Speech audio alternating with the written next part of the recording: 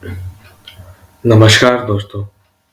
आज हम लोग inventory and working capital management का यूनिट 2 देखेंगे, जिसमें हम लोग ये कवर करेंगे इन्वेंट्री मैनेजमेंट का definition and meaning, objectives of inventory management, advantages of inventory management and disadvantages of inventory management. सबसे पहले inventory management definition and meaning. Inventory management refers to the process of planning, organizing, and controlling the acquisition, storage, and usage of inventory. This includes the management of raw materials, work in progress, and finished goods. Inventory management एक ऐसा process को हम लोग refer करते हैं, process of planning. ऐसा process inventory management एक ऐसा प्रोसेस है जिसमें हम लोग प्लान करते हैं, चीज़ों को ऑर्गेनाइज करते हैं एंड कंट्रोलिंग करते हैं, एक्विजिशन परचेजिंग ऑफ गुड्स या रॉ मटेरियल्स, स्टोरेज को प्लान करते हैं कि कैसे सामान को हमको रखना है, उस गुड्स या रॉ मटेरियल्स को हमको किस जगह पे कैसे स्टोर करके रखना है। इस इन्वेंट्री मैनेजमेंट में management of raw materials, work in progress and finished goods भी इंक्लूडेड है। इन्वेंट्री मैनेजमेंट करने के ऑब्जेक्टिव्स क्या हैं? सबसे पहला ऑब्जेक्टिव है इंश्योर करना अवेलेबिलिटी। सफिशिएंट स्टॉक हम लोग के पास रहना चाहिए, स्टॉक लेवल हम लोग के पास होना चाहिए ताकि हम लोग कस्टमर के डिमांड को सेटिस्फाई कर सकें एंड स्टॉक आउट्स की स्थिति से बच सकें। स्टॉक आउट्स ऐसी स्थिति होती है जहाँ पे हमारी दुकान में सामान खत्म हो जाते हैं, जिस वजह से हम लोग कस्टमर के डिमांड को फुलफिल नहीं कर पाते हैं। इसलिए सबसे पहला की ऑब्जेक्टिव है इन्वेंट्री मैनेजमेंट का कि इन्वेंट्री का अवेलेबिलिटी को वो इंश्योर करें, सफिशिएंट स्टॉक लेवल को वो अपने बिजनेस में बना के रखे ताकि वो कस्टमर की डिमांड को फुलफिल कर सके। सेकंड ऑब्जेक्टिव होता है मिनिमाइज कॉस्ट।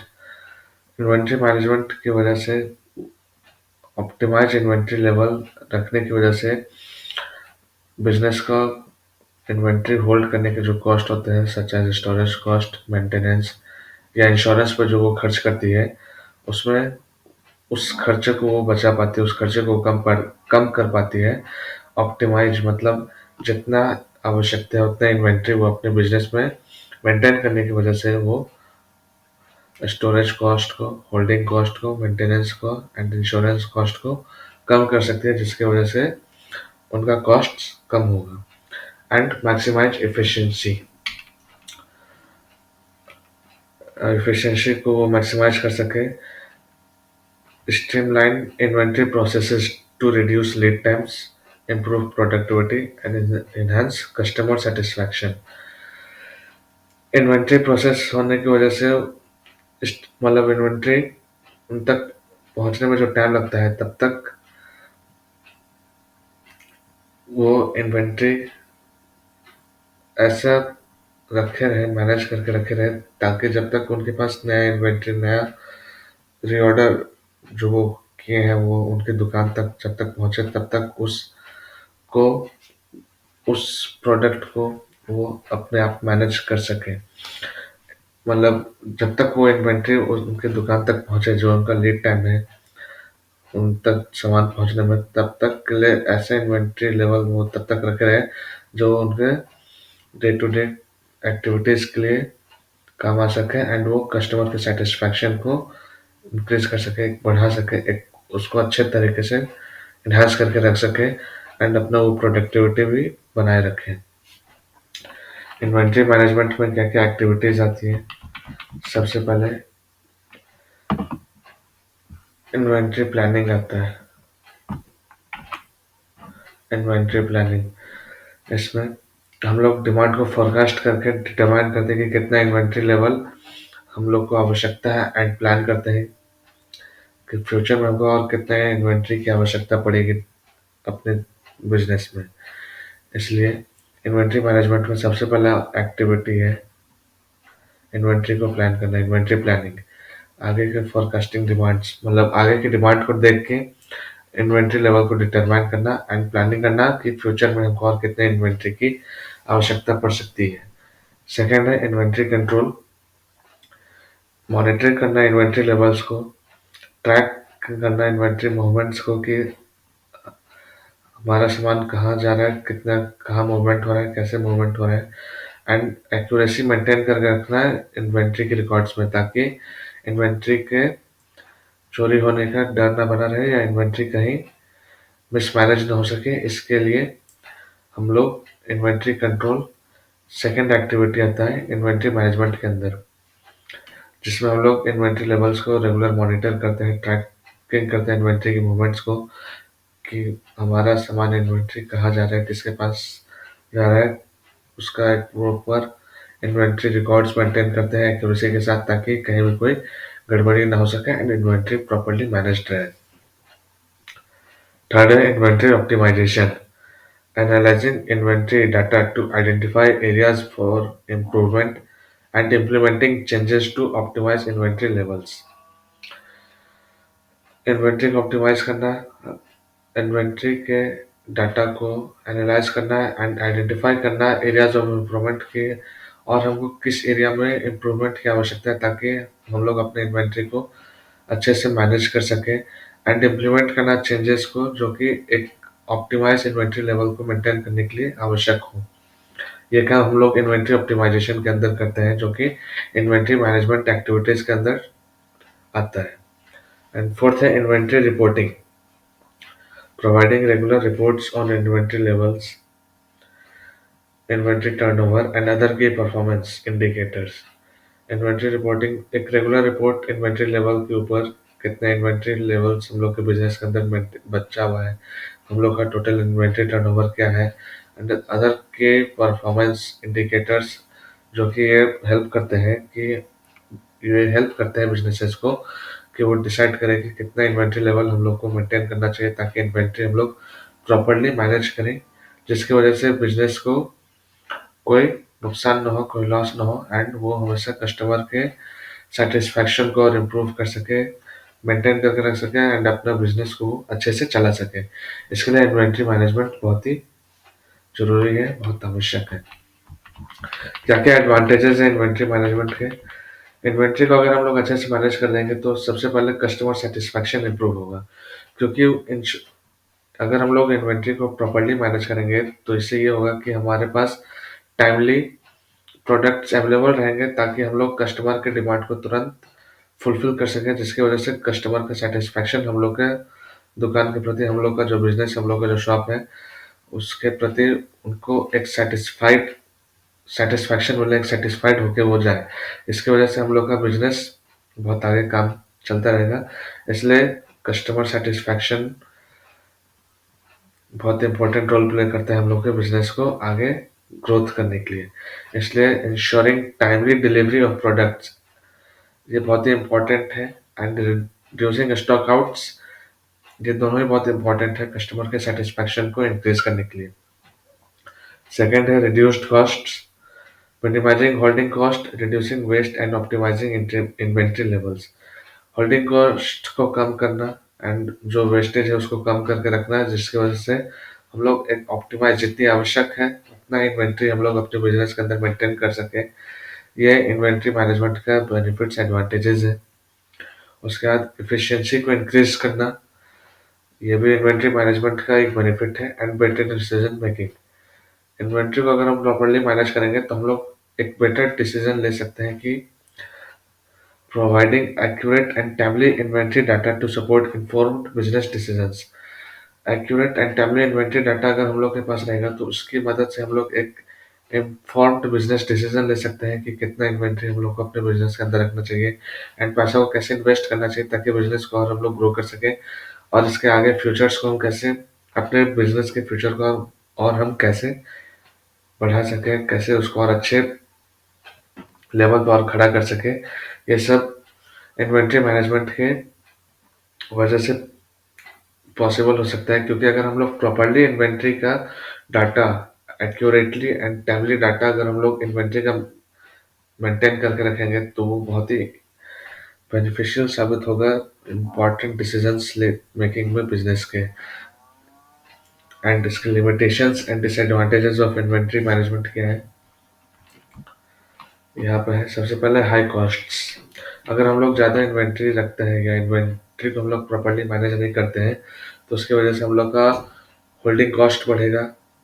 होल्डिंग कॉस्ट मतलब स्टोरेज वगैरह में हम जो सामान अपने इन्वेंट्री को जो स्टोर करके रखेंगे उसकी वजह से हम लोग का स्टोरिंग कॉस्ट बढ़ेगा, जिसकी वजह से मेंटेनेंस एंड फिर उस गुड्स या उस इन्वेंट्री पे जो हम इंश्योरेंस पे भी खर्चा करेंगे उसकी वजह से हमारा इंश्योरेंस कॉस्ट भी बढ़ेगा। तो एक तरह से उस सामान को ज़्यादा एक ऑप्टिमाइजेशन लेवल से अगर ऊपर के स्टॉक्स को अगर हम लोग मेंटेन करते हैं, अपने बिजनेस में रखते हैं, तो वो हम लोग का स्टोरेज कॉस्ट बढ़ा देगा, जो कि बहुत एक्सपेंसिव साबित होगा। वेयर हाउसिंग के कॉस्ट को इंक्रीज कर देगा, मेंटेनेंस कॉस्ट को इंक्रीज कर देगा एंड इंश्योरेंस कॉस्ट को भी इंक्रीज कर देगा, क्योंकि जो प्रोडक्ट लेंगे उसका हम लोग को इंश्योरेंस भी कराना होगा, ताकि वो अगर मान लीजिए किसी की वजह से वो किसी भी कारण की वजह से वो खराब होता है तो हमको लॉस ना हो, इंश्योरेंस कंपनी से हम लोग उस पैसों को कवर कर सके। तो अगर ज़्यादा इन्वेंट्री हम लोग रखेंगे तो इस समय ज़्यादा खर्चा होगा, जिसकी वजह से हम लोग का कॉस्ट बढ़ेगा। ऑब्सोलेंस की वजह से भी हम लोग को लॉस होने की पूरी पूरी संभावना रहती है अगर हम ज़्यादा इन्वेंट्री मेंटेन करते हैं।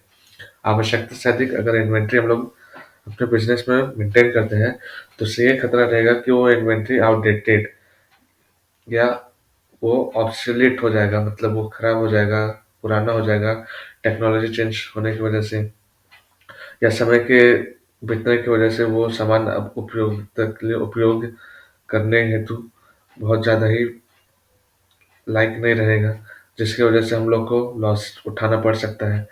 और एक अपॉर्चुनिटी कॉस्ट भी हम लोग का फंस सकता है, क्योंकि हम लोग जो पैसा है केवल अगर हम लोग इन्वेंट्री को होल्ड करने में लगा देंगे तो उस पैसा का अगर हम और कहीं यूज़ कर सकते थे तो वो यूज़ नहीं कर पाएंगे, इसकी वजह से हम लोग का एक अपॉर्चुनिटी खोएगा। तो एक अपॉर्चुनिटी कॉस्ट भी आता है ज़्यादा इन्वेंट्री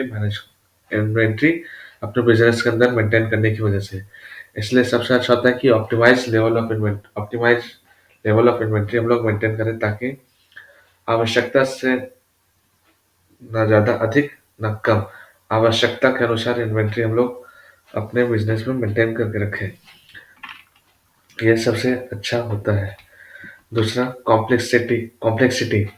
ज़्यादा इन्वेंट्री अगर हम लोग अपने बिजनेस के अंदर रखेंगे तो कॉम्प्लेक्सिटी को भी इंक्रीज कर सकता है। इन्वेंट्रीज रिस्क इन्वेंट्रीज रिस्क में अगर हम लोग जितना आवश्यकता है अगर मान उससे कम हम लोग बिजनेस में रखते हैं तो उससे ये होगा कि हमारा जो स्टॉक है वो ख़त्म हो जाएगा, जिसकी वजह से हम लोग कस्टमर के डिमांड को सेटिस्फाई नहीं कर पाएंगे, तो कस्टमर का सेटिस्फैक्शन भी इम्प्रूव नहीं होगा।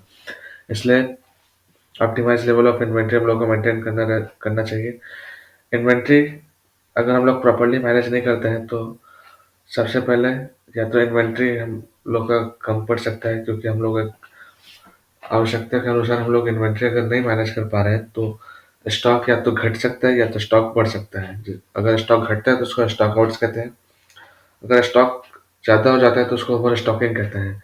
दोनों ही सिचुएशन हम लोग के लिए अच्छा नहीं है। स्टॉक आउट होने की वजह से running out of stock can lead to loss of sales and damage customer relationships.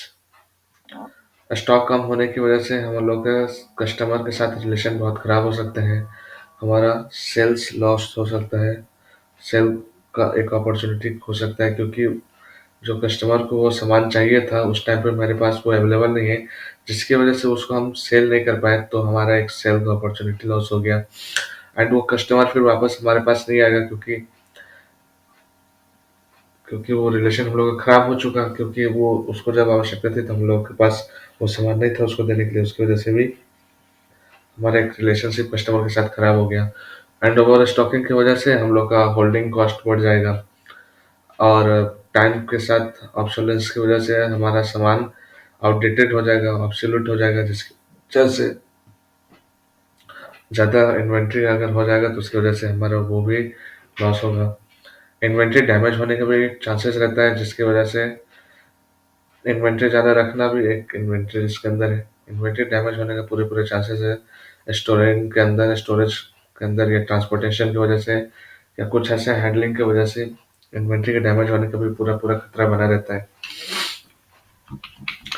Inventory को प्रॉपर्ली मैनेज करने के लिए डाटा का एक्यूरेसी होना बहुत इंपॉर्टेंट है। अगर हम लोग डाटा इन्वेंट्री रिकॉर्ड में इनइक्वालिटी रहेगा तो हम लोग स्टॉक आउट या ओवर स्टॉकिंग की सिचुएशन में भी जा सकते हैं, या इन्वेंट्री हम लोग का मिसप्लेस हो सकता है जिसकी वजह से हम लोग को बहुत नुकसान उठाना पड़ सकता है। इसलिए डाटा एक्यूरेसी बहुत ही इंपॉर्टेंट है।